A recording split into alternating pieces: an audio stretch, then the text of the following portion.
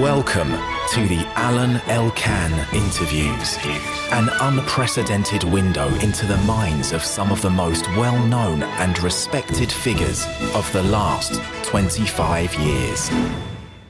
We are in Venice, in Palazzo Grimani, with Mary Weatherford, who is an American artist from California, and who is now resident or lives and works, I guess, in LA, in Los Angeles. And she has this show at the second floor of the Palazzo Grimani. First floor, there is a George Baselitz exhibition.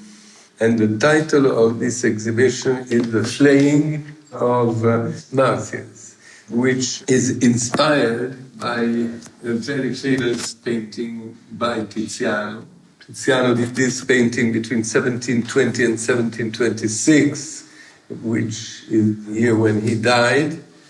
And you were astonished, I don't know, impressed, cut by this painting in Rome in 2013. Yes. And 2013 is also 1 year after you started using neon lights in your paintings. That's true. So what happened?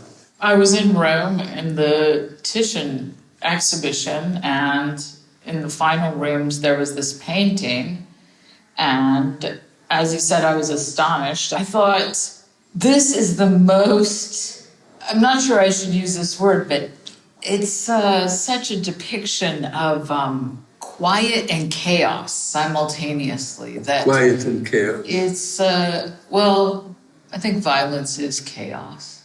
I mean, perhaps it's pointed sometimes, but so it's a scene, a forest scene in which there are maybe 8 characters, 2 dogs, all compacted into a vertical space. And at the time I was working on vertical paintings, and I still do, sometimes horizontal, but the stillness of the scene combined with the terrible action impressed me. This angel playing the violin. Certainly there are characters that seem to be participating somewhat in this punishment. Because the idea, or the basic idea of this painting is that Marsyas is a satire, Yes, Marsyas is a challenges the god. He challenges the god, big mistake. Apollo. Big mistake. So he finds Athena's pipes on the ground. He learns to play them. He becomes very good. He challenges Apollo to a music contest, which that's the moment, that's the mistake, is that hubris, is that ignorance, hubris or ignorance. And interestingly, like these things can start to come together, hubris and ignorance. So he challenges Apollo to a music contest, and certainly Apollo is a god. He already knows that he'll win the contest because he can play the lyre and sing at the same time. And the human voice is the voice is the most beautiful instrument. So Apollo wins. It's pre-agreed that the victor will exact the punishment upon the loser of their choosing. And this is told in the Metamorphosis of Video, no? Yes. Also this story, right. Before being an artist, I don't know exactly when you started to be an artist, but you have studied literature in Princeton, then you went to Bard College. Yes. So you are a person who has studied a lot before deciding to be an artist, right? No, I'd say I decided to be an artist when I was young at Princeton. I was maybe 21 when I decided. So I just continued to read and study at the same time that I was painting. And was Titian one of your So at school I studied favorite painters? Well, I studied Venetian painting. So I think the more you know about something, the more you like it. So Bellini, Titian, Tintoretto is really extraordinary for me. I was at the School of San Rocco yesterday looking at the paintings again. I love Titian. I like Baroque painting. But you work very much, and we can see it in this exhibition, on the canvas, right? I mean, your canvas is special, and then it's made in Belgium. I commissioned Mercedes-Benz to build a loom. Mercedes-Benz? Yes. The automobile? Mercedes-Benz built the loom, but this is quite common. Mercedes builds looms, and so does Fiat. That's right. And so this is a Mercedes-Benz loom, and it's in Belgium, and I commissioned this linen because it's very bumpy. So when you look at the surface, the paint breaks into little sparkling dots.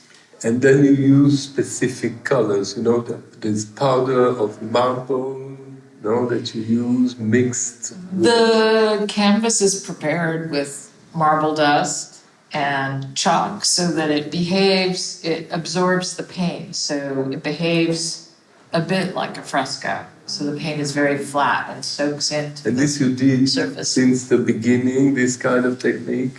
No, I developed this in maybe 2008.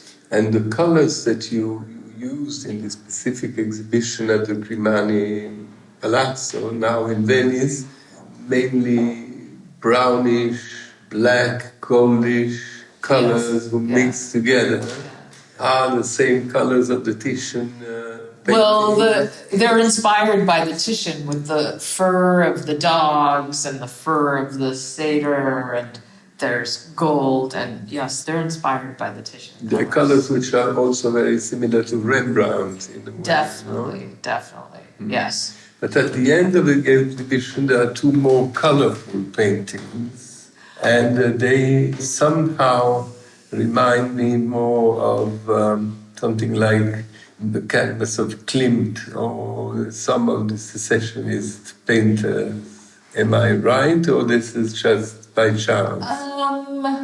I think that's just by chance, because I'm in that painting. In the very background, there is a blue sky, and so I think those sort of pinks to blues are coming out of Venetian painting. But suddenly well. in 2012, you decide to use like another color, like something, right? Light. Neon. Neon light. Because your neon is not a light, just a light. No.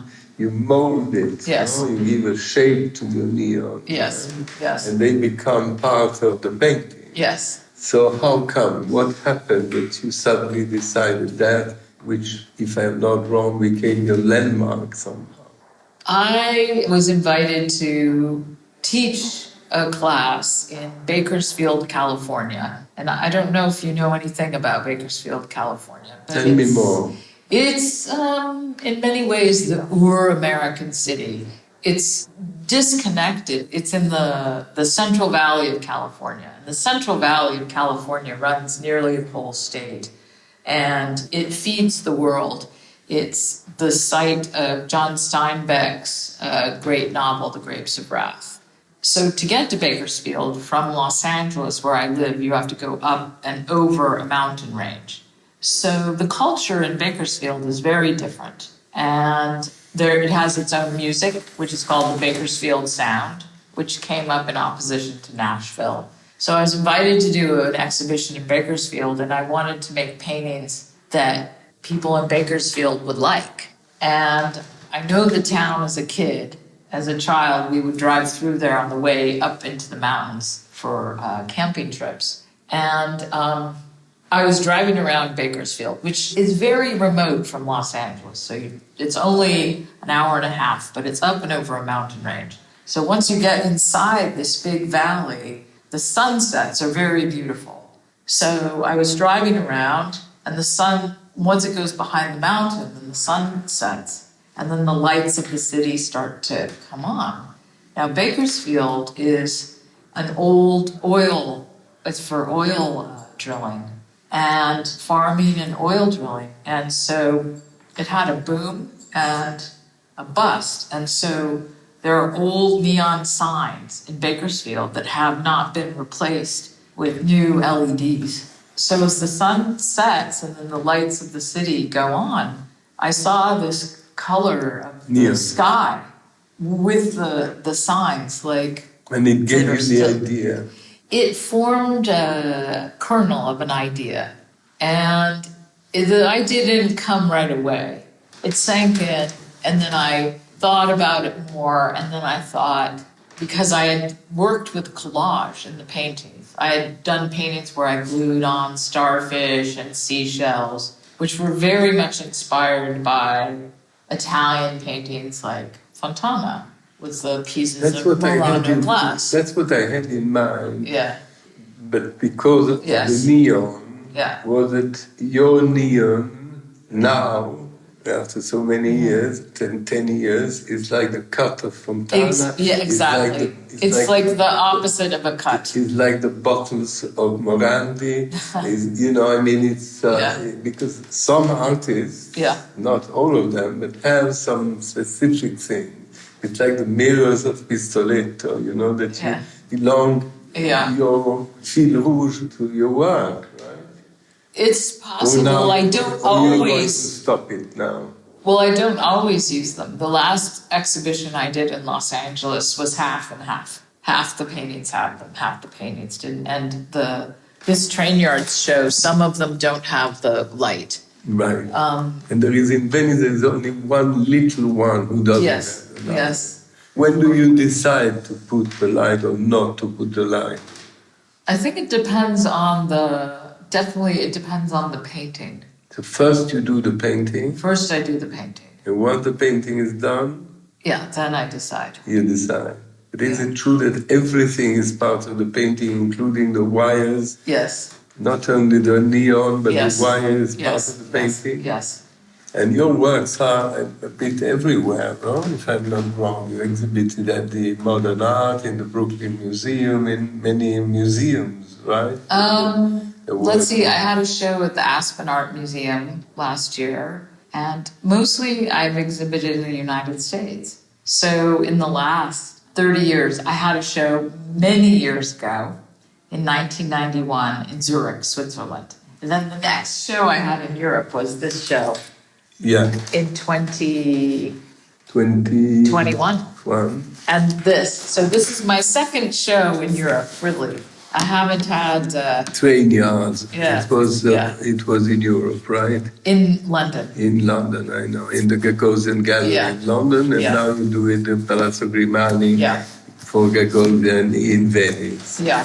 Tell me, there are a large number now of artists in California, right? Yes, Los Angeles is very... New York used to be the place. Now it looks that LA is challenging. It is. And there are younger, older artists. Both. Some artists moved from New York to Los Angeles, but the influx is from the art schools that are in Los Angeles, but also for some time, the young artists were coming from Chicago, which was great because they had experience with the Chicago Art Institute has great paintings. You are lucky because I don't like to talk about genres and things like this, but nowadays, there's more and more interest in women artists, multi-ethnical artists than before, right? I mean, the world of artists has broadened. Yes. And now you feel well as a woman artist. I mean, you feel... Well, I always was. I decided to be an artist so long ago that, I mean, the way I worked was I always had a job and painted. What kind of job? I was a bookkeeper. I liked math. And now you're still a bookkeeper? Or? Well, not really. Not anymore? No. But you did it because you were not able to make a living with your art at the beginning? No. I wasn't able to quit my jobs until I was 50. Why? Because of making a living? Yeah, I had to make a living. So I had to have a job to make a living, and then I painted. Yeah, many writers. So then whenever I would sell a painting, the money would go back into renting the studio and making the paintings. Investing back in the paintings. So my life was paid for by my job, and then the paintings were paid for by themselves. I sold work all along. And when did you start being successful? When I was 50. When you were 50? Yeah. And it changed your life? Yeah. It really changed your life, only economically, or well, now it changed you as an artist? What? I can travel. You can travel. I can travel. I always wanted to make big paintings. I can make very big paintings now. You make big paintings? Yeah. And where are your big paintings? Because here they are big, not extremely big. I know. I made two very big paintings for my show at David Kordansky. And one is in the collection of a woman named Komal Shah. She's making a book of her collection. It's quite large. Where is the collection? It's in California. And she collects women artists. And the Biennale in Venice this year, there's a lot of women artists. A lot of artists, women artists, right? yeah. Yeah, but I believe that's the opinion I made myself, that finally there is no difference between men and women, right? I mean, in the sense that you are an artist, that's all. And if you are a woman, you're a woman. If you're a man, you're a man. But it doesn't mean anything, right? Yeah, I think that young women artists I think there are many opportunities. It's very different now than when I was in my 20s. It's very different. And how did Larry Gagosian pick you up? It was a gradual thing. Honestly, I think you heard about me from Mark Grochan, who's an artist in the gallery. Who's a friend of ours and somebody we have interviewed. Yeah. Mark. Yeah, he's We great. also made an introduction of a little book I wrote about his one-night exhibition in the Villa Malaparte in Capri. Yeah. So I've known Mark for a long time. I interviewed him at the Claridge's in London, I remember. Yeah. They were very worried. They said, be careful, do this, do that, and then we became friends. That's a parenthesis in my life, because I had these sneakers with red laces. And at the beginning, it was a bit tense, but when I came in, he said, I have the same sneakers. And I said, oh, how nice. He said, you don't believe me? I said, yes, I do believe you. He said, wait. He went in the other room, came back with the sneakers. So we became friends, and then the interview took place, and it was rather nice. Mark has been a great supporter of mine for a long time. And he's now... Yeah, and he owns my work, well. too. He owns a beautiful painting, yeah. It's called Blue Cut Fire. Yeah. So you have all the artists in California, like Ed Ruscha, or younger artists like Mark Grochan. Yeah. I don't know Ed Ruscha, but I know many of the Los Angeles artists. And how is life in Los Angeles? I mean, life is good. The Life is good. life. Yeah. I bought a house, beautiful house, modern house, 1947, A. Quincy Jones, restored it, has glass windows, and I can look out on birds in the treetops and the cactuses, and it's good. You can go to the beach, go swimming. Yeah, but you meet with other artists, you see each other, you're friendly. I do, yes. But there is not a movement. I mean, it's not that you are the LA artists of some kind. I don't think you can identify a movement until later. Well, maybe that's not true. I guess you knew minimalism was minimalism when it was. The only reason there's not a movement is because, we had modernism, so everything is... Not anymore conceptual, not anymore the equivalent of arte povera or pop art. This is real paintings. It's very... it's very diverse. The art in California, in Los Angeles, is very diverse. But would you be a neo-abstract in some way? I don't think so. I don't think I'm neo-abstract at all. No. They're sincere. How would you define your work? How would I define my work? These paintings, I almost work in two different ways. An imagined scene, like the train yards are imagined, like night paintings with sounds and lights and temperature and weather.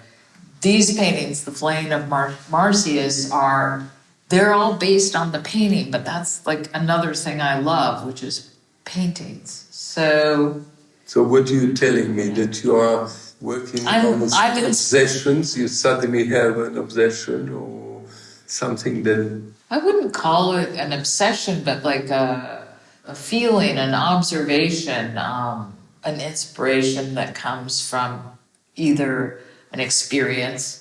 Say, this show that I did, it was about the island of Kauai. Where is this island? Hawaii, in the middle of the Pacific Ocean.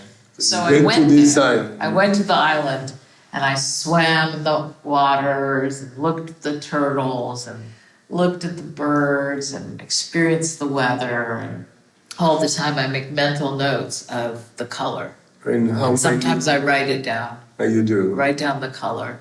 So then when I get back to the studio, I use all of the... You take pictures? No. Well, I take pictures, but I don't paint from them. I only take pictures for like a tourist.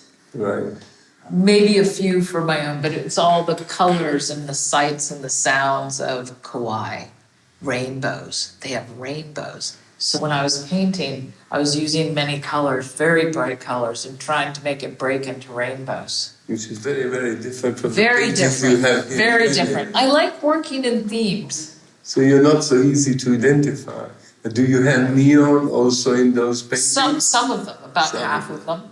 People normally prefer your paintings, I mean, they buy or they put into museums paintings with neon, or it doesn't matter? I don't think it matters. To do. No. This last show, some people prefer the ones without. So you like to travel, and from your travels you get inspiration, right? Yes. So that's the way you do nowadays. Yes. And you have changed. Or I go on a walk in Los Angeles, and then I come back and I paint the walk. So it's all from the experiences. Since you were an accountant and now you're no more. I wasn't really an accountant, I was only a bookkeeper. Yeah, do you miss it? No. You said you're very good in numbers. Mm-hmm. I miss math. My brother-in-law is taking a geometry class for fun. He's my age. So you still like mathematics? Yeah, I miss it. And do they have to do? I'm rusty. Do you have something to do with your paintings? Well, I think the chords fall into parabolic curves. Tell me something. Is art, because you conceived this exhibition, you began just before the pandemic, right? Just before the No, we were a year into the 2020, pandemic. right? No, I did it in 2021. This one in Venice? Yes. So you did it in the middle of the pandemic? In the middle of the pandemic. That's why I had it in my mind when I saw... So this darkness of colors is maybe coming from the darkness of the time. 100%. We were a year into the pandemic. The vaccines were in trial. It wasn't even clear if they were coming. We had a polarized electorate in the United States. We had a cliffhanger election. And nobody knew what was going to happen. And so what did you do? You stayed in your study and... I said time for the Flaying of Marsyas paintings. How long did it take to do this exhibition? I did it in two parts. The first part, the painting, I was so intent on making it, it took maybe 6 weeks to 2 months. But then the second part with the lights, the painting part, we have to make the canvases and the stuff and then prepare, but the paintings came out all at once, very inspired, most of them. The small ones were painted at the end for the Grimani. Because when I came and I saw the spaces, I knew I needed almost a punctuation in the exhibition. And I wanted to make these small works for this exhibition to include. Then the lights, then they take another long time. Now listen, we are living in time of war now. Yeah. As a bouquet, as a present, when pandemic was slowing down, suddenly we have a war. Yeah, terrible. Is that going to inspire your next exhibition, Well, I think current events always affect or inspire my paintings. And so you're working on something new?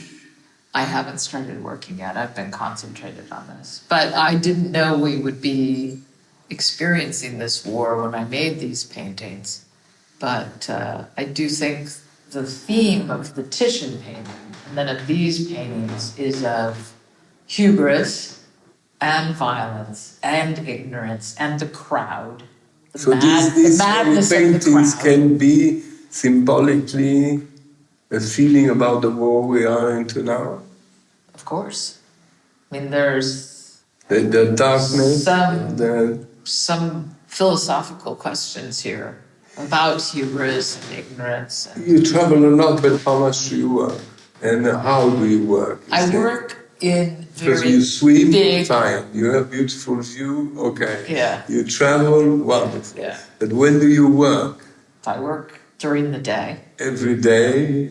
It depends on if I'm in the middle of a project. If I am in the middle of the project, the paintings are physically taxing because I work on the floor. So I can't work every day because it's You have to hard on my body. So I have to, if I make a very big painting, like 12 by 24 feet, I can maybe make one a week because I'm so tired afterwards. Because you work by takes yourself or you have 16, assistants? 16 hours. I work by myself. All by yourself? You have no people working with you? I have people working for me, but not to make the painting. They make the Stretching, we stretch the canvas, they stretch gesso, and then we help put the lights you on. live in your studio or you No. And how is your studio? My studio is beautiful. It's like a big room. It's an old screw factory. Oh. Yeah, it's big. It's the old Weatherford and Went screw factory that my great uncle built. And then he drank himself to death and lost the factory. And then I bought it. And he lost the business many years ago. You drink? Do I drink? Yeah. You are from LA. When they ask you where are you from, you say I am American, Californian. What do you say? I say I'm from Los Angeles. And you are Californian? I'm an American painter. So you are an American artist. Yes, I'm a female American artist. And what is your next project? I don't know. So you don't have a project at the moment? No, I worked too hard. This last year was so full. And are you going back to LA after Venice? No, I've never been to the south of France. I'm going to Arles. I've never been there. The place where many artists are You're inspired. going to Luma? Yeah. You're going to stay at Luma? I don't think I'm staying there. You're going to the new museum? I'm going to go see it, yeah. When are you going? My friend Laura Owens made a show there.